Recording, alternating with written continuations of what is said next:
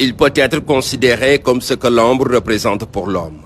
Le porte-bagages est pratiquement inséparable des véhicules de transport en commun au Sénégal.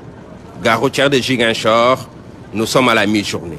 Ici, difficile de voir un véhicule sans porte-bagages. Mais bientôt, cet élément va disparaître de l'écosystème. On ne peut pas enlever carrément les porte-bagages. Je suis pour la limitation des bagages. En période de Tabaski, par exemple, il est impossible de voyager sans amener de bagages avec soi.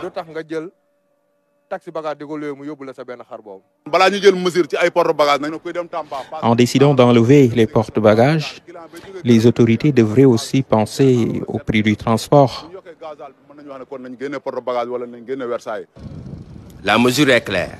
Elle stipule que dans les 72 heures, le ministre en charge des transports terrestres doit prendre un arrêté interdisant la pose et l'usage des porte-bagages et prescrivant du coup le démantèlement de ceux déjà fixés sur les véhicules de transport de personnes.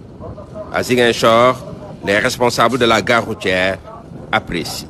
La mesure, on y adhère, tout à fait. C'est l'État, c'est nos gouvernants. On ne peut pas dire non à leur mesure.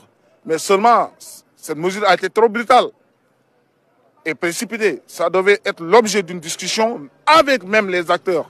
Ceux-là qui font les accidents, il faut les impliquer dans les discussions.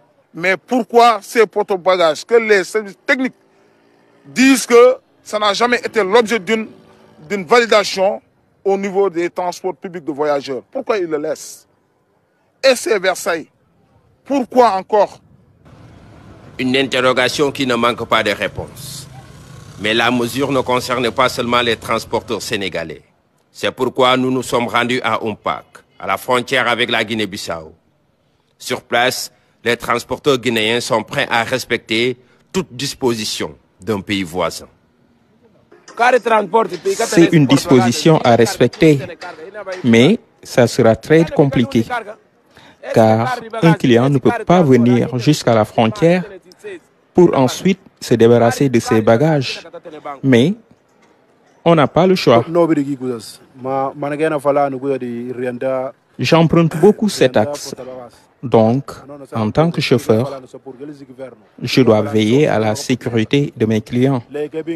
C'est pourquoi c'est une mesure que je considère comme normale. Les citoyens croisés dans la rue parlent d'une mesure salutaire. La vie humaine est trop sacrée. Donc, moi je propose pour que si cette mesure entre en vigueur, on peut mettre de côté les voitures pour les passagers, de l'autre côté aussi des voitures pour les bagages, quoi. Et puis tout le monde saura comment faire pour éviter ces genres de choses, quoi. Sékou est un usager de la route, un habitué de l'axe Ziguinchor-Bissau depuis 2007. Mais ce chauffeur, lui, pense qu'il faut des mesures d'accompagnement, surtout pour les petits véhicules. Franchement, État bi, ce qu'il a fait aussi, à mon côté, là, je suis d'accord avec eux. Ouais, mais à côté aussi, comme les petits véhicules qui prennent les personnes dans mon nombre de places, de 8 places, de 10 places, là, on est obligé pour mettre des porte-bagages, quoi, pour juste pour les bagages des clients. Voilà, les sacs à dos et tout, et tout. Nous voulons aussi, pour nous qui avons les petits véhicules, pour prendre les bagages, les charges, les bagages limités, c'est tout ça. Voici la barrière qui sépare le Sénégal de la Guinée-Bissau. Un flux important de véhicules transitent à travers ce poste avancé pour regagner les deux pays.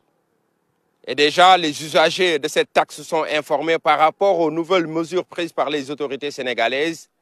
Le message est donc clair, car la loi est applicable erga omnes, c'est-à-dire à l'égard de tous.